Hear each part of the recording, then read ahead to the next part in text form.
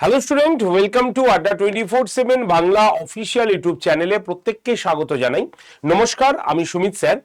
গত 3 থেকে 4 দিন আগেই আমি তোমাদের পঞ্চায়েতের বিষয় নিয়ে, মানে পঞ্চায়েতের সচিব এবং সহায়ক বিষয় নিয়ে আমি দুটি ভিডিও তৈরি করেছিলাম তোমাদের জন্যই। কারণ তোমাদের এটা একটা ডিমান্ড ছিল, একটা জিজ্ঞাসা ছিল যে মাধ্যমিক পাশে, উচ্চ মাধ্যমিক পাশে আমি কি কি পরীক্ষাগুলো দিতে পারি রাজ্য পঞ্চায়েতের, সেই বিষয়ে আমি যাবতীয় তথ্য দিয়ে দুটি ভিডিও তৈরি করেছি এবং তোমরা খুব সুন্দরভাবে সেই ভিডিওটি দেখেছো এবং তোমাদের উপকৃত হয়েছে, এটা আমি আশা রাখি।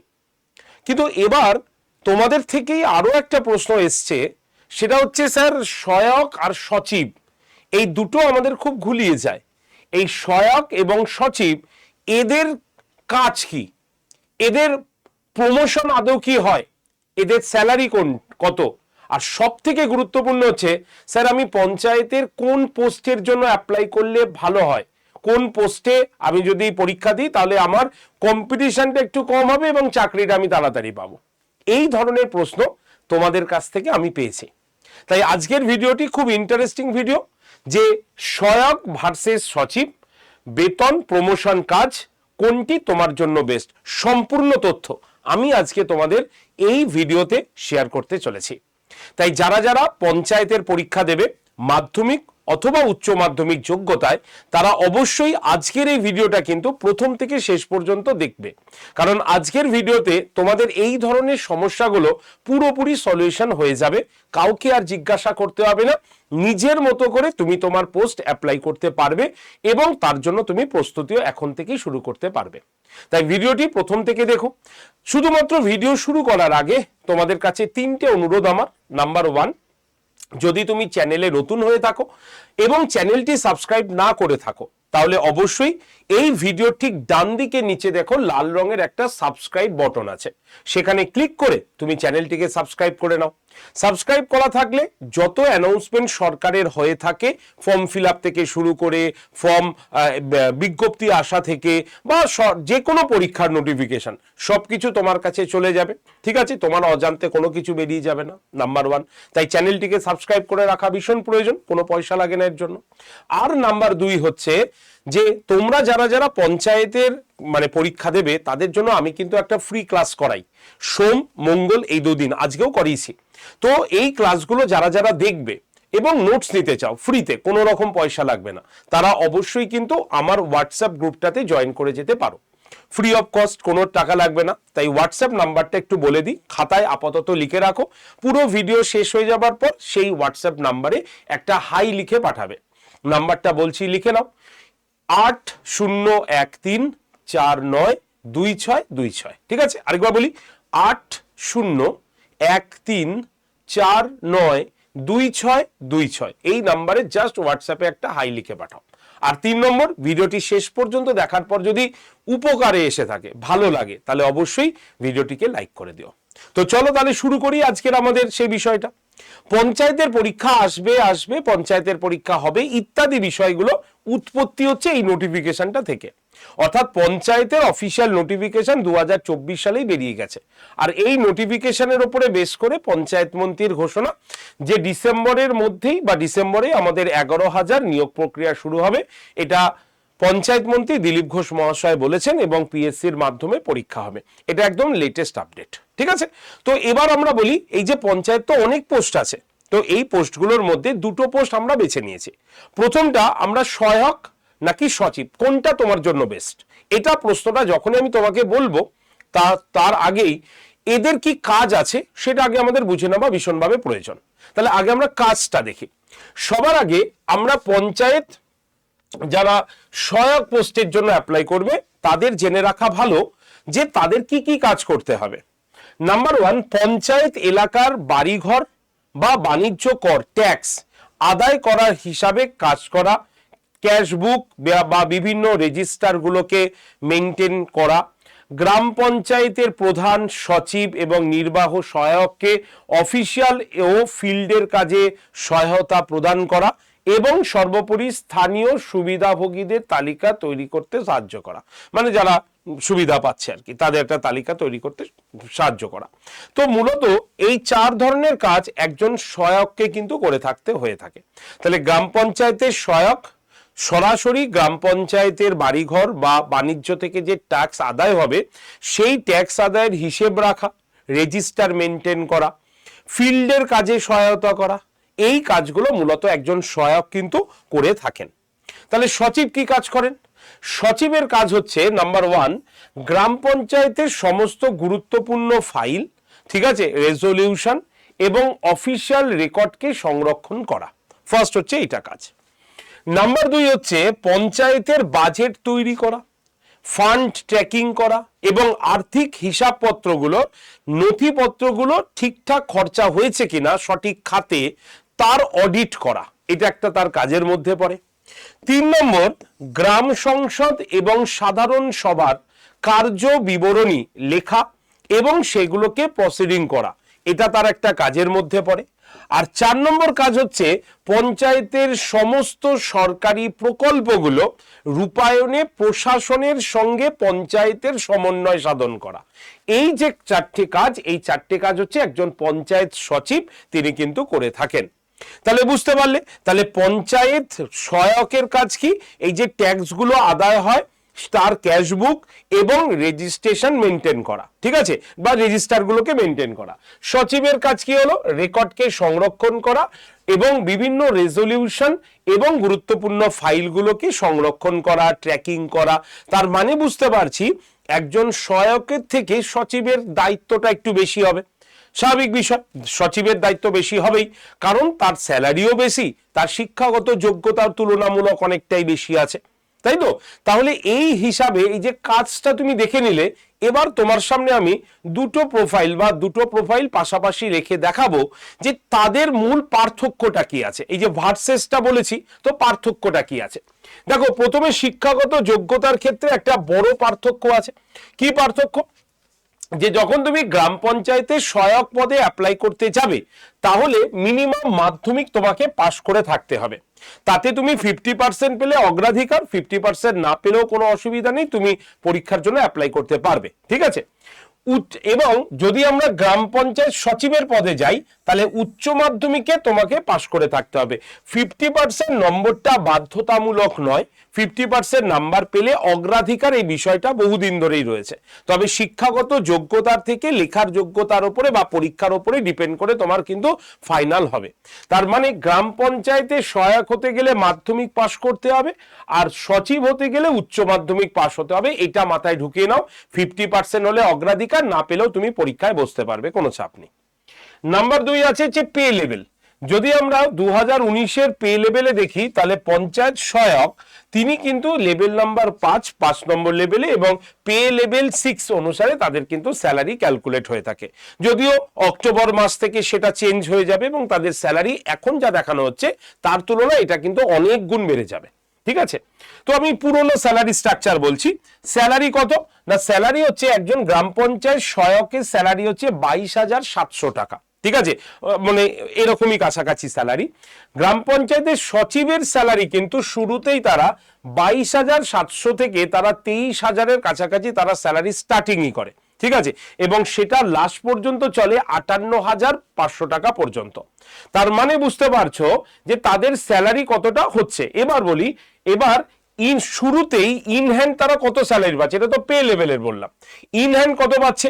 বেসিক, ডিএ, এইচআরএ, এমএ, এগুলো সব নিয়ে তারা মোটামুটি পুরনো স্যালারি স্কেলে 25,000 থেকে 27,000 টাকা একজন গ্রাম পঞ্চায়েত সহায়ক তিনি কিন্তু ইন হ্যান্ড স্যালারি পেয়ে যান, ঠিক আছে। আর সচিব তার বেসিক, ডিএ, এইচআরএ, এমএ এইগুলো নিয়ে তাদের 26,500 থেকে 29,000 টাকা পর্যন্ত তারা কিন্তু স্যালারি পেয়ে থাকেন। বোঝা গেল? তাহলে 25 থেকে 27,000 হচ্ছে গ্রাম পঞ্চায়েত সহায়ক, আর যারা হচ্ছে সচিব তারা হচ্ছে 29,000 মোটামুটি ইনহ্যান্ড তারা স্যালারি কিন্তু পেয়ে থাকেন। বুঝতে পারলাম। এবার শর্টে যদি আমি কাজের ভূমিকা বলি, তাহলে কর আদায়, রেকর্ড রাখা, অফিসিয়াল ক্লারিক্যাল যে বিষয়ে সহায়তা দান, সেটা একজন সহায়ক করে থাকেন। সহায়ক মানেই হচ্ছে সহায়তা প্রদান করা, সব কাজে তারা সহায়ক করবে, সহায়তা দেবে। আর সচিবের কাজ হচ্ছে আর্থিক হিসাব রাখা, নথি সংরক্ষণ, প্রশাসনিক সহায়তা। তাহলে প্রশাসনিক সহায়তা হচ্ছে সচিবের কাজ, আর বাদবাকি বিভিন্ন কাজে সহায়তা দান করা হচ্ছে একজন সহায়কের কাজ হিসাবে রয়েছে। তাহলে আশা রাখি এই যে চারটা আমি বলে দিলাম, এরপরে তোমাদের আর কোনো প্রশ্ন থাকবে না যে কোনটা তোমার জন্য বেশ। তা সত্ত্বেও আমি বলে দেবো, আর কোনটার কাজ কি, কোন পোস্টের কি কাজ, আমি সেটাও তোমাদের সামনে একবার কিন্তু দেখিয়ে দিলাম। এবার আসি সব থেকে ফাইনাল পয়েন্টে, স্যার প্রমোশন কি হয়ে থাকে, আর যদি প্রমোশন হয়ে থাকে তাহলে কোন লেভেলে প্রমোশন হয়, তো সেটারও আমি একটা চার্ট তোমাদের দেখাবো। প্রথমেই আমরা বলবো সহায়ক পোস্টের জন্য। সহায়কের ক্ষেত্রে আমরা দেখতে পাচ্ছি একজন গ্রাম পঞ্চায়েত সহায়ক থেকে সে গ্রাম পঞ্চায়েতের সেক্রেটারি পোস্টের জন্য হতে পারে, মানে তার পদোন্নতি হতে পারে, অথবা সমিতি লেভেলের স্টাফ হতে পারেন, সেখান থেকে তার পদোন্নতি হয়ে এক্সিকিউটিভ অ্যাসিস্ট্যান্ট পোস্টে তিনি আসতে পারেন, সেখান থেকে পদোন্নতি হয়ে তিনি হচ্ছে ব্লক ডেভেলপমেন্ট তোমার মানে ডিপার্টমেন্টে তিনি মানে পিএও এই পোস্টে তোমার ব্লক ডেভেলপ ইন্সপেক্টর পোস্টে কিন্তু সে আসতে পারে। এই যে পোস্টটা, এটা হচ্ছে সহায়কের highest post, block development inspector, ঠিক আছে, এটা হচ্ছে তাদের হাইয়েস্ট পোস্টের মধ্যে রয়েছে। কিন্তু এই পোস্টগুলো আসতে গেলে আমাদের শিক্ষাগত যোগ্যতাটাও কিন্তু থাকতে হবে। শুধু ডিপার্টমেন্টাল পরীক্ষার পাশাপাশি শিক্ষাগত যোগ্যতাও এখানে রয়েছে। তার মানে বুঝতে পারছো, একজন গ্রাম পঞ্চায়েত সহায়ক তিনি চলে যাচ্ছেন হচ্ছে জিপি সেক্রেটারি অথবা সমিতি লেভেল স্টাফের পোস্টে, সেখান থেকে তার পদোন্নতি হয়ে এক্সিকিউটিভ অ্যাসিস্ট্যান্ট, সেখান থেকে তার পদোন্নতি হয়ে যাবেন ব্লক ডেভেলপমেন্ট ইন্সপেক্টর। হলো।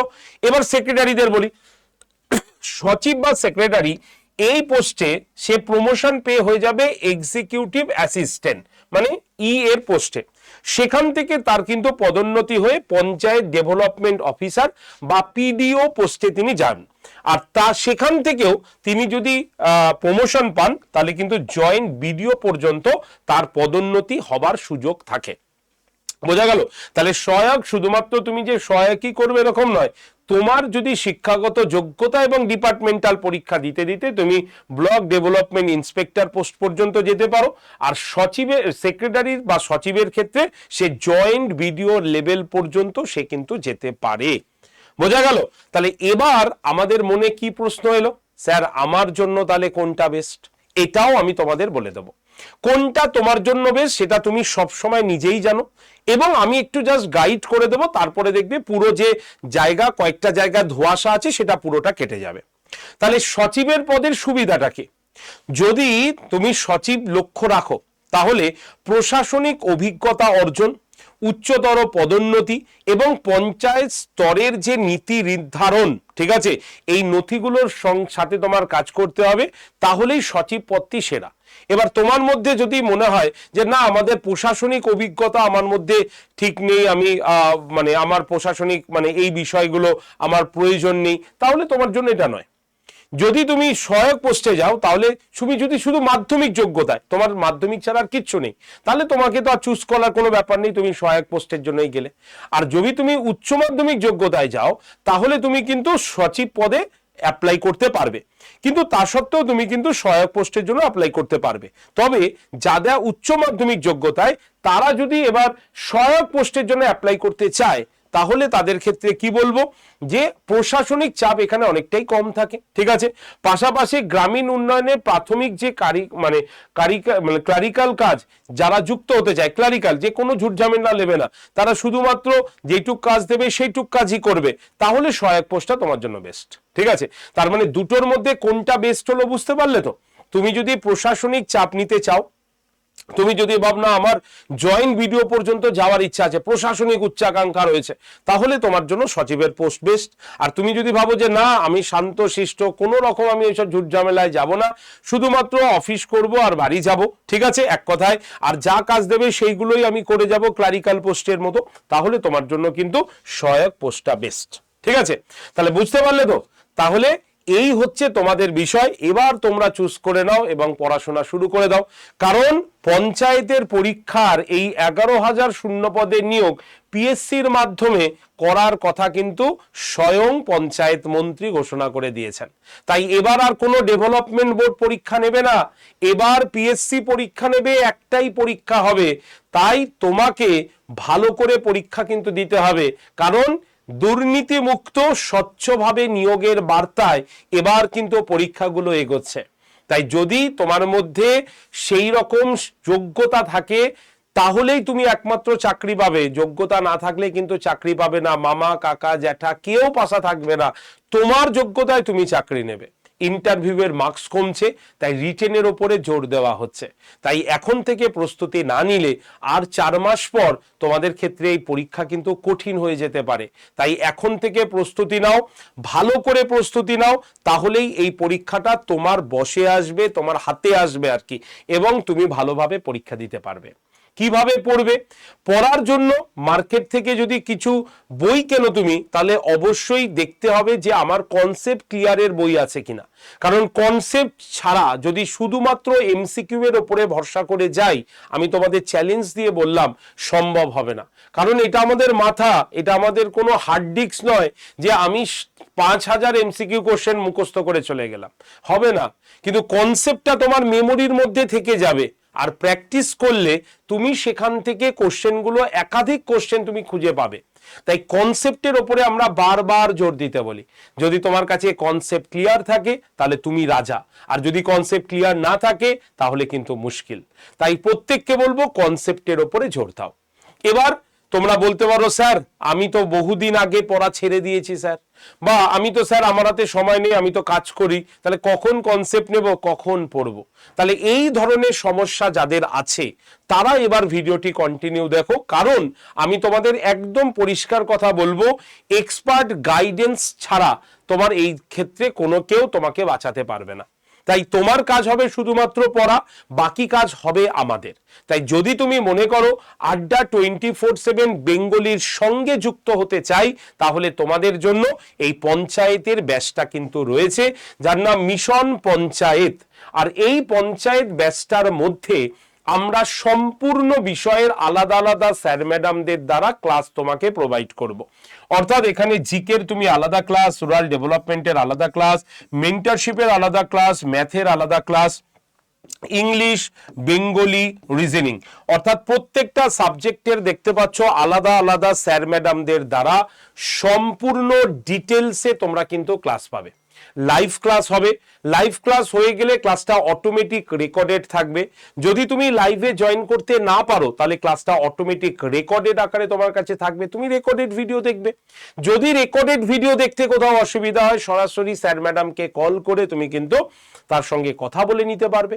আর শুধু তাই নয়, এই ব্যাচটার মধ্যে মক টেস্টও রয়েছে, তাই আলাদাভাবে মক টেস্ট কেনার কোনো দরকার নেই, তুমি তোমার সময় মতো মক টেস্ট দেবে। তাহলে কনসেপ্ট ক্লিয়ার হলো, এমসিকিউ হয়ে গেল, নোটস পেয়ে গেলে, মক টেস্ট পেয়ে গেলে, তাহলে আর কি তোমার দরকার? একটু ভালো করে পড়ার। তাই তোমাদের মধ্যে যারা যারা এই ব্যাচটাতে ভর্তি হতে চাও তারা অবশ্যই আমার সঙ্গে যোগাযোগ করতে পারো। নাম্বারটা নোট করে নাও, নাম্বার হচ্ছে 8013492626, এই নাম্বারে। আরেকবার বলি, 8013492626, এই নাম্বারে সরাসরি যোগাযোগ করতে পারো, কল করতে পারো। আর তোমাদের একটা ডিসকাউন্ট কোড দেখিয়ে দিই, Y368, এই কুপন কোডটা ব্যবহার করলে ব্যাচটার দাম কত জানো? হাসবে তোমরা, ব্যাচটার দাম মাত্র 1057 টাকা। শুধু এখানেই শেষ নয়, Y368 ইউজ করলে আমার তরফ থেকে আরো দুটো ব্যাচ তোমাদের এই ব্যাচের সঙ্গে ফ্রিতে আমরা করছি। কি কি?